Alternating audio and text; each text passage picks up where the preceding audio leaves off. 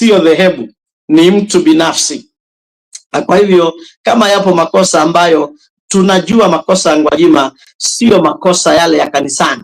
Makosa ya Gwajima ni kwamba anaonekana kwamba ni mtu ambaye ana umaarufu mkubwa katika taifa la Tanzania, ana ushawishi mkubwa, anaweza akagombea urais na akapata, na akapiku rais wa sasa akashika hata bendera ya CCM, na kwa hivyo amekuwa ni lazima wajaribu kumcut to size, wajaribu kumzuia ili asije akapata kung'ang'ania kiti cha juu. Na kwa hivyo ni jambo ambayo kwake makosa yale ambayo aswa anapigiwa ni kwamba pia anajua ufisadi ambao umetendeka pamoja na utekaji. Kuna mambo ya ufisadi ambayo yamefanyika na ambayo angalipenda kuyaweka wazi, lakini wale wanaoyasimamia mambo ya ufisadi wanaona ya kwamba ikitajwa itapiga moshi mwingi mpaka itakuwa vigumu sana kuweza kufungua macho tena kama alivyoiweka Askofu Gwajima. Lakini pia itakumbuka ya kwamba watu wengi wamedhulumiwa haki zao za msingi katika nchi ya Tanzania, akiwepo Tundu Lissu ama Antipas Tundu Lissu ambaye ni mkuu wa chama cha Chadema, ambaye amewekwa kizuizini kwa muda sasa na ameshtakiwa kwa kosa la uhaini ambayo ni kosa treason ambayo ni ya kupandikiziwa tu, sio kosa ambao lipo kweli, kwa sababu ni ule uoga tu ya kwamba huyu mtu anaweza kuja kuwa anaweza kutushinda kwa umaarufu. Ndivyo hivyo ambavyo Mbowe alikuwa ameshikwa, Mheshimiwa Mbowe alikuwa ameshikwa na akashtakiwa makosa hayo ambayo wakakuwa wameprefer treason charges kinyume chake, ambao hukumu yake ni kifo kwenye nchi ya Tanzania. Yani wanamtishia na lililo kubwa zaidi, kosa nafikiri kosa la uhaini ama sijui treason vizuri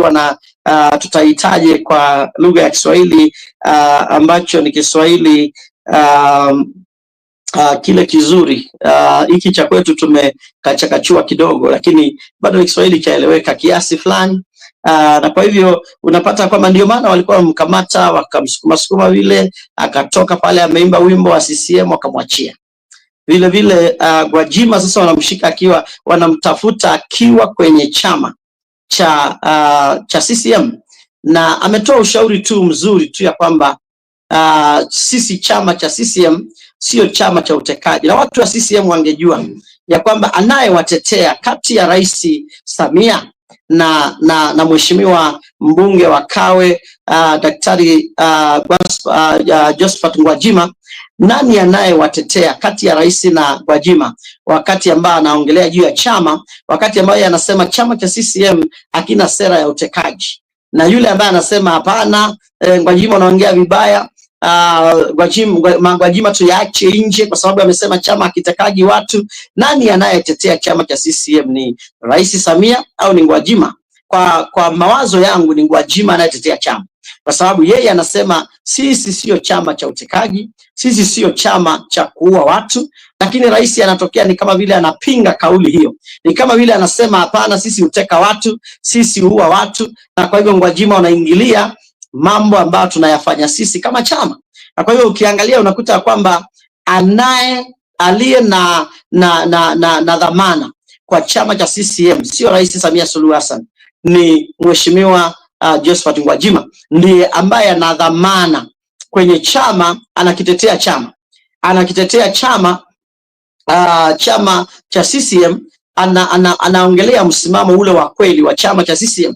Kwa hiyo yeye anaangalia CCM, anaona kwamba tunaenda kuanguka, tunadhalilishwa, tunaenda kupigwa zaidi, tunaenda kupigika pata chimbika kuliko vile palivyo kwa wakati huu. Na kwa hivyo Gwajima anajaribu kuziba ufa, anajaribu kuzuia chama cha CCM kisikose umaarufu.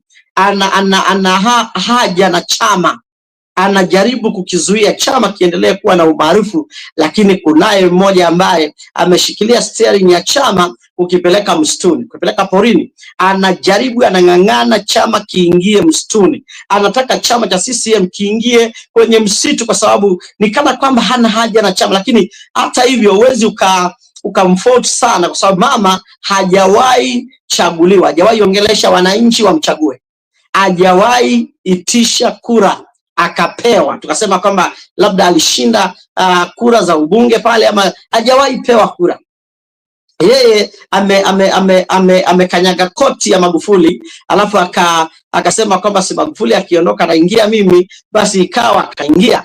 Hajaweza kugombea kiti, hajaweza kuitisha kiti kwa wananchi, akaelewa namna ya kuwatumikia wananchi vizuri kwa ajili ya kuwabembeleza wampatie kura. Anataka kuwampatie kwa lazima, anataka wampe kura kwa kupiga wale wengine ambao wanaweza taka kura hiyo hiyo ya wananchi, ambao anaona ni kana kwamba wakipata atakosa. Hivyo anapiga Tundu Lissu, anapiga Mbowe, anapiga Gwajima, anawapiga wale wako nje ya chama na walio ndani ya chama. Anasahau ya kwamba kwa kupiga hivi anapiga, atakosa mpaka mtu wa kumuunga mkono, manake wale wengine waliopo wataona kwamba huyu mama atakuwa mbaya kwetu, pia atatuharibia pia. Nimeona pia JK anaendelea kupiga mdomo, anaendelea kutupatupa mdomo hapa na pale, akisema kwamba dini isichanganywe na siasa, na siasa isiunganishwe pamoja na pamoja na siasa. Lakini sasa yeye anajaribu kupingana na kauli za watu wa kanisani. Jambo ambalo haelewi ni kwamba kanisani na kanisa za aina hii sio kanisa za kidini. Kanisa za aina hii ni kanisa za kiroho.